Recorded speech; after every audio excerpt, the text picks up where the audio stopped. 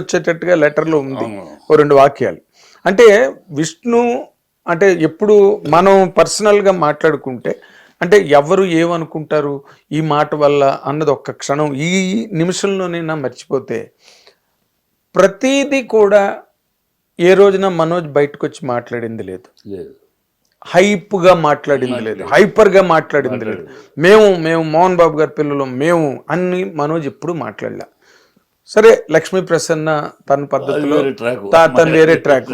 But Vishnu మాట్లాడేది అయితే ఎప్పుడు మీరు ఇందాక చెప్పిందంతా కూడా చాలా హైప్గా ఉంటుంది, చాలా హైప్. అంటే మోహన్ విష్ణు మాట్లాడితే అందుకే విష్ణు చాలా సార్లు ఎక్కువ ట్రోలింగ్కి గురైంది కూడా అదే కారణం కదా.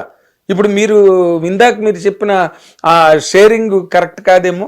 లేదు, అది కరెక్ట్. అది వేరు. ఇక్కడ ఎట్లా అంటే ప్రొఫెషన్ వచ్చే సినిమా వచ్చేటప్పటికి ఎందుకనేమో బిగినింగ్లో లేదు. డి సినిమాలప్పుడు ఇలా మాట్లాడా లేదు. ఎందుకు మాట్లాడాల్సి వచ్చింది తన ఆ హైప్కి ఎందుకు వెళ్ళాల్సి వచ్చింది? మా ఎలక్షన్స్ తర్వాత తను అనేక ట్రోల్స్కి ఎఫెక్ట్ అయ్యాడు. ఆ ట్రోల్స్ ఎఫెక్ట్ అవటం వల్ల తను కొంచెం హైప్గా మాట్లాడాల్సిన పరిస్థితి, దాన్ని ఓవర్కమ్ అవటానికి మాట్లాడదు. మీకు కావాలంటే చూడండి, డి ఆ సినిమాలప్పుడు వాట్ ఈస్ ఈవెన్ ఫంక్షన్స్లో కూడా చాలా చాలా హంబుల్గా మాట్లాడేవాడు. ఆ తర్వాత ఈ మా ఎలక్షన్ నుంచి ఈ force to speak like that. అది అనేకసార్లు నేను డిస్కస్ కూడా చేశాను. ఎందుకు మాట్లాడతారు, ఎందుకు విష్ణు నీ ట్రెండ్ వదిలి నీ స్టైల్ వదిలి లేకపోతే ఎట్లా ఇలా ట్రోల్ చేస్తా ఉంటే నేను ఇలా ఉంటే సైలెంట్ గా ఉంటే వాళ్ళని అందరి మీద చాలా గట్టిగా వాళ్ళకి వార్నింగ్లు గట్ట కూడా ఇచ్చాడు.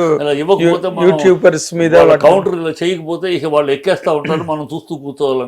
అందుకని కొంచెం ట్రెండ్ మార్చాను.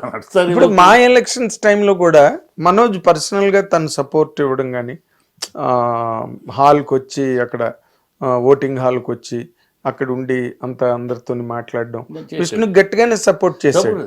ఏమి ఎక్కడ తేడా వచ్చింది అనేది ప్రశ్న. ఎక్కడ తేడా వచ్చింది అన్నదే ప్రశ్న. ఒకటి తను పోగొట్టుకున్న తర్వాత పోగొట్టుకుంటే ఎవరు తప్పు కాదు. అంటే అదే ఆ ఒక్క కారణానికి మోహన్ బాబు గారు మనోజ్ని అవాయిడ్ చేద్దాం అనుకున్నారా? అంటే తన విధికి తను వదిలేద్దాం, తన విధికి అవాయిడ్ చేయటం అనేది లేదు. ఓకే, వింటలేదు సరే, కానీ వాడి ట్రెండే వాడికి పనికి వస్తేమో, వాడి ట్రెండ్ వాడు సక్సెస్ అవుతాడేమో. Let us see, wait for some time. అని చూస్తే హీ లాస్ట్ మనీ. ఏ ప్రాజెక్టు ప్రాపర్ ప్లానింగ్ లేదు. He's losing his career as a father. అరే ఏంటి వీడు మనం చెప్పింది వింటలేదు, వెళ్ళిపోయాడు, పోగొట్టుకుంటున్నాడు, వాడిని ఎట్లాగైనా మళ్ళీ bring him back to the track అని చెప్పి ఒక ప్రయత్నం. ఆ ప్రయత్నాల్లో జరుగుతున్న గొడవలే. ఇందాకలా మీరు మాట్లాడిన దాంట్లో 1-2 మాటల్లో ఈ మ్యారేజ్ అయిన తర్వాత, అంటే ఫస్ట్ మ్యారేజ్ డైవర్స్ ఇచ్చేసి రెండో మ్యారేజ్ చేసుకున్న తర్వాత ఆ మ్యారేజే మోహన్ బాబు గారికి అసలు ఇష్టం లేదు అన్నది ఒకటి మాట్లాడుతున్నారు. ఇప్పుడు కొత్తగా ఈ మధ్య నేను ఎప్పుడు వినలేదు, ఇప్పుడు వింటున్నా. ఆ మ్యారేజే ఆయనకి ఇష్టం లేదు. ఆ మ్యారేజ్ ఇష్టం లేకపోవడం వల్ల అన్ని విషయాల్లోని మనోజ్ని కొంచెం దూరం పెట్టడం అన్నది. పెట్టడం అనే మాట అన్న కానీ ఇష్టం లేదని గ్యారంటీ. ఎందుకంటే మోహన్ బాబు క్లియర్గా పెళ్లికి ముందు, ఏ పెళ్ళి అయినా వివాహానికి 7 తరాలు అటు 7 తరాలు ఇటు చూడమన్నారు. ఆ లెక్కలో ఫస్ట్ మిస్ అయింది, ఫస్ట్ ఎట్లాగో తప్పు అయ్యేది. ఇప్పుడు నేను అనలైజ్ చేశాను, ఆ పిల్ల ఎందుకు ఫస్ట్ మ్యారేజ్ విడిపోయింది, నువ్వెందుకు విడిపోవాల్సి వచ్చింది, సో ఈ కారణాలు ఏంటి, ఎవరిది ఎక్కడ తప్పు, ఎవరిది ఎక్కువ తప్పు ఎవరిది ఎక్కడ ఉంది. సో ఇవన్నీ బేరీస్ చేసుకుని చూస్తే వాళ్ళ యాటిట్యూడ్, ఆ కుటుంబం యొక్క యాటిట్యూడు, ఆ కుటుంబం యొక్క టెంపర్మెంటు, మన కుటుంబం యొక్క టెంపర్మెంట్ యాటిట్యూడ్ మ్యాచ్ అవ్వదు. ఏనాటికి ఓనాటి గొడవలు వస్తాయి.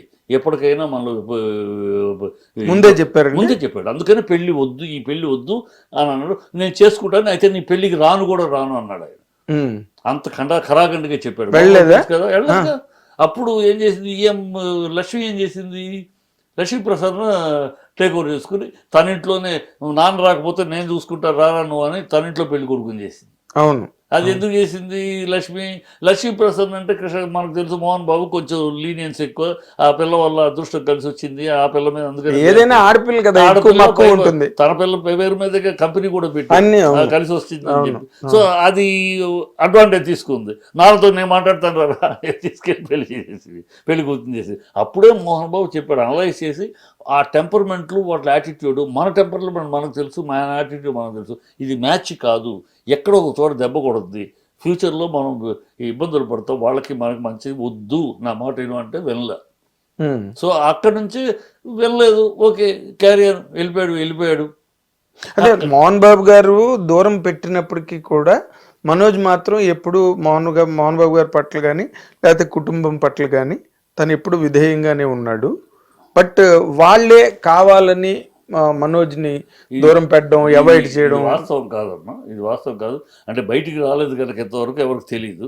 బయటికి ఈ మనోజ్ అనేవాడు ఆ పెళ్లి నుంచి ఎప్పటికప్పుడు కొంచెం డిస్టర్బ్డ్గానే ఉన్నాడు. ఇంతకు ముందులాగా మోహన్ బాబు ఇంట్లో ఫంక్షన్ అంటే మొత్తం ముగ్గురు వచ్చి నుంచునేవారు, కొన్ని సందర్భాలు రాకపోవటం, ఇవన్నీ జరుగుతూ ఉన్నాయి.